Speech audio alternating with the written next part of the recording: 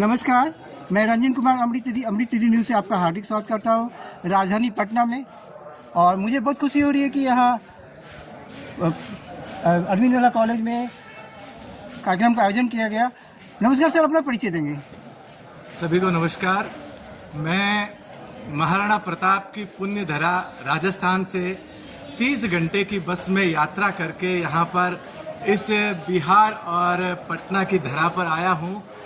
मैं बहुत गौरवान्वित महसूस कर रहा हूँ कि इसी धरा पर डॉक्टर शत्रुघ्न प्रसाद जैसे पुण्य विभूति ने जन्म लिया और जिन्होंने अपने ऐतिहासिक उपन्यासों के माध्यम से राष्ट्रीय सांस्कृतिक वैचारिकता को जन जन तक पहुंचाने का कार्य किया।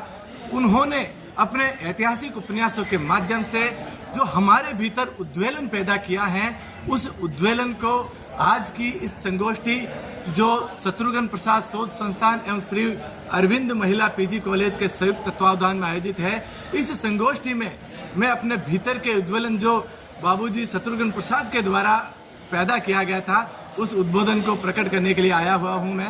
मैंने शत्रुघ्न प्रसाद जी के ऐतिहासिक उपन्यासों पर राष्ट्रीय सांस्कृतिक वैचारिकता को आधार बनाकर शोध कार्य किया।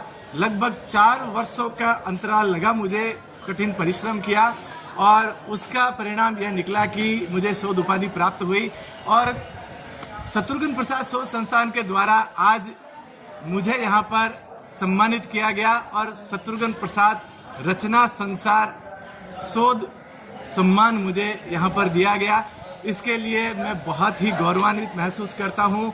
30 घंटे की मेरी यात्रा आज सफल हो गई है। बिहार की पुण्य धरा पर मैं पहली बार आया हूँ, लेकिन यहाँ पर आकर मैं बहुत ही कृतज्ञ महसूस कर रहा हूँ। जैसा सम्मान मुझे यहाँ पर मिला है और जिस राष्ट्रीय सांस्कृतिक वैचारिकता को मैंने अपने शोध के माध्यम से उजागर किया है, उसको यहाँ पर प्रस्तुत करने का एक अवसर मुझे प्राप्त हुआ है। मैं बहुत बहुत गौरवान्वित महसूस करता हूँ इस बिहार की पुण्य धरा पर आकर। आपको प्रेरणा कैसे मिली कि किनके शोध जो किया आपने, नाम बताएंगे? डॉक्टर शत्रुघ्न प्रसाद जी से पहला परिचय कैसे हुआ, किस माध्यम से परिचय हुआ, आप इस पर शोध किया जाए, ये प्रेरणा किससे मिली और इसमें सफलता का श्रेय किसे देंगे आप? जी, मैं इसमें सफलता का पूरा श्रेय बिहार लोक सेवा आयोग के सदस्य डॉक्टर अरुण भगत जी साहब को देना चाहूँगा। आपका आगमन जयपुर में एक राष्ट्रीय संगोष्ठी में हुआ था।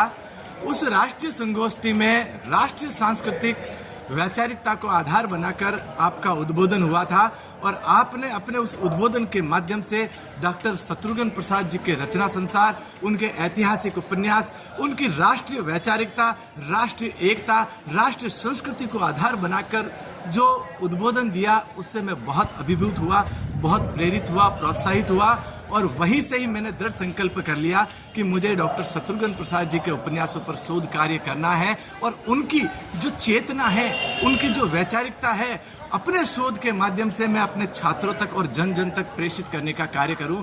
और बड़ा ही सौभाग्य महसूस कर रहा हूं मैं कि मुझे इस कार्य के लिए चुना गया और मुझे इस कार्य को करने का अवसर प्राप्त हुआ। सहयोग किनसे मिला?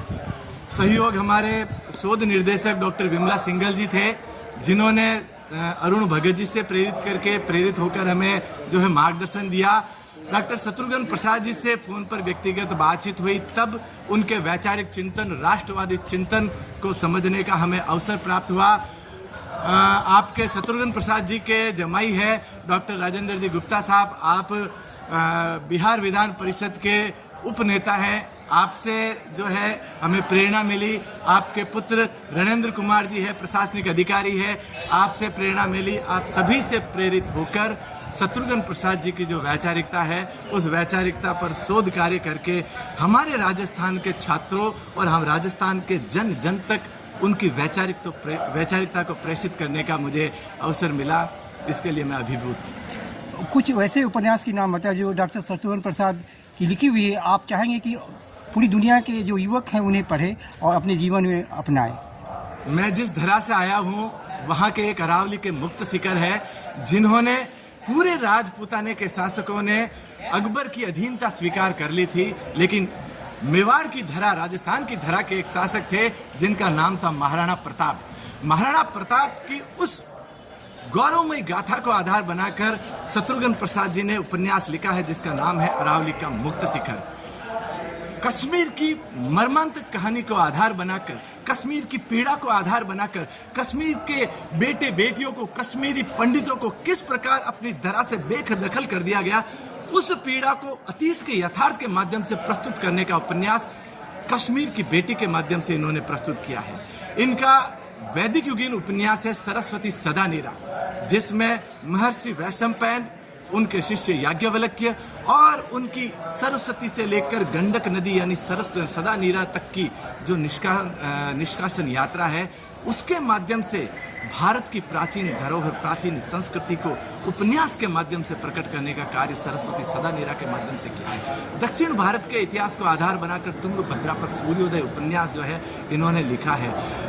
कबीर के जीवन को आधार बनाकर सुनो भाई साधो उपन्यास इन्होंने लिखा है। ऐसे ढेरों इनके उपन्यास है जो सांस्कृतिक राष्ट्रवाद, राष्ट्रीय एकता, सनातन संस्कृति, इन सबको आधार बनाकर समाज में जो जातिगत भेदभाव है उनको दूर करने के लिए, महिलाओं के प्रति जो उपेक्षापूर्ण व्यवहार हो रहा है, महिला को मुख्य धारा पर किस प्रकार जोड़ा जाए, इन समग्र विषयों को आधार बनाकर केंद्रित करके इनके सारे के सारे उपन्यास रहे। इन्होंने अतीत के यथार्थ को आधार बनाकर वर्तमान में प्रेरित करने का, प्रेरणा देने का कार्य किया है। इनके उपन्यास चीख चीख कर कहते हैं कि हम अतीत के यथार्थ से जब तक प्रेरणा नहीं लेंगे और उसको वर्तमान में आधारभूत नहीं करेंगे तो सुखद भविष्य का हम निर्माण नहीं कर पाएंगे। उनके उपन्यास हमें ये प्रेरणा देते हैं, अतीत से सीखे, वर्तमान में सबल बने और हमारे भावी राष्ट्र को विकास की ओर अग्रसर करे, ऐसा संदेश शत्रुघ्न प्रसाद जी के उपन्यास देते हैं। अपना नाम बताइए। डॉक्टर महेंद्र कुमार, मैं पाली राजस्थान से आया हूँ। डॉक्टर महेंद्र कुमार जी, आपसे मिलकर बहुत खुशी हुई और सबसे बड़ी बात है आप राजस्थान से हैं और महाराणा प्रताप का आशीर्वाद भी आपको प्राप्त है और देवी सरस्वती का आशीर्वाद तो है ही। मुझे आपसे मिलकर बहुत खुशी हुई जी। मैं महाराणा प्रताप, उनके कृत्य और उनकी अखंड संघर्ष को मैं नमन करता हूं और राजस्थान की धरा का जन जन उनके हृदय में महाराणा प्रताप बसे हैं और उन्हीं की प्रेरणा से हम निरंतर आगे बढ़ते रहते हैं। और आपको ये बात जानकर बहुत खुशी हुई कि मैं बचपन से ही महाराणा प्रताप को अपना आदर्श मानता हूँ, साथ ही साथ हीरो मानता हूँ और मैंने भी कि गलत व्यक्ति से कभी भी ये हाथ नहीं मिलाया है, चाहे मीडिया हो, चाहे कई विभाग हो, शिक्षा विभाग हो। मैं अपने पर अडिग हूँ और आशीर्वाद महाराणा प्रताप का मुझे मिलता रहा। भारत की पुण्य धरा में महाराणा प्रताप, वीर शिवाजी, छत्रसाल ऐसी विभूतियां रही है, ऐसे गौरवशाली अतीत और अतीत के व्यक्तित्व रहे हैं जिनसे हम प्रेरणा लेकर आने वाले भविष्य को सुखद बना सकते हैं, संगठित और संप्रभु राष्ट्र बना सकते हैं। और पटना के गुरु गोविंद सिंह जी बिल्कुल, उनको सादर नमन है। पटना के गुरु गोविंद सिंह जी को भी मेरी तरफ बहुत बहुत धन्यवाद। मैं रंजन कुमार, अमृत दी न्यूज, आपको बहुत ही शुभकामनाएं देता हूं। साथ ही साथ शिक्षा के क्षेत्र में आप भारत का नाम दुनिया में रोशन करें, राजस्थान का नाम रोशन करें, साथ ही साथ भारत माता की इसी तरह सेवा करते रहें और शिक्षा की सेवा करें। माँ सरस्वती के आशीषों के साथ साथ पुरस्कारों की बारिश सदा होती रहे आप पर। इसी शुभकामनाओं के साथ मैं रंजन कुमार, अमृत दी न्यूज, पटना बिहार। नमस्कार, धन्यवाद। Thanks for watching Ranjan Kumar, Amrit the news, Patna Bihar. जय हिंद, जय भारत, वंदे मातरम।